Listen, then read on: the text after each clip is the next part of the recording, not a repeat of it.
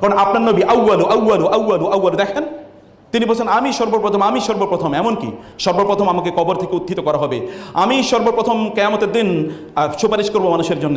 লোকেরা আমার কাছে ছুটে আসবে, আদমের কাছে যাবে, ইব্রাহিমের কাছে যাবে, নূহ আলাইহিস সালামের কাছে যাবে, ঈসা মুসা, অল দ্য প্রফেটসের কাছে যাবে। সবাই বলবে না আমি তোমাদের জন্য সুপারিশ করতে পারবো না। Then they will come to me and then I will fall straightly in prostration just beneath the আরশ অফ আল্লাহ, আল্লাহর আরশের নিচে আমি সেজদায় লুটিয়ে পড়বো। আল্লাহ তাআলা বলবেন ইয়া মুহাম্মদ, মোহাম্মদ কি হয়েছে, আপনি কেন সেজদায় লুটিয়ে পড়লেন? মাথা তোলেন, ইরফা রাসাক, মাথা তোলেন, সাল তোতা, আপনি কি চান বলুন, ইরফা তুশাফা, আপনি কি চান? আপনি কারোর জন্য সুপারিশ করতে চান, আপনার সুপারিশ is unconditionally accepted and granted. আর কোনো প্রশ্ন করা হবে না, আপনি যা চান তাই প্রদান করা হবে। তিনি মাথা তুলবেন, বলবেন আল্লাহ আপনি এখন বিচার শুরু করেন নাই। মানুষ তো খুবই ভীত সন্তোষ, বলে যাচ্ছে ঠিক আছে বিচার শুরু করছি।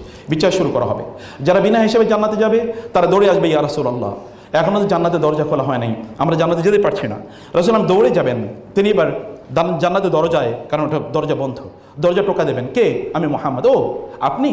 কারণ আল্লাহ তাআলা বলেছেন আপনি আসার আগে যেন জান্নাতের দরজা না খুলি। তিনি যাবেন, জান্নাতের দরজা খুলে দেওয়া হবে, অন্যরা ঢুকতে চাইবে, বলে না না কেউ ঢুকতে পারবে না until he is the first man to enter into the paradise. তিনি প্রথম জান্নাতে ঢুকবেন, তিনি প্রথম তার পাটা জান্নাতে রাখবেন, এরপরে তিনি বের হয়ে বলবেন নাও অন্যদিকে যাও, ঢুকতে দাও।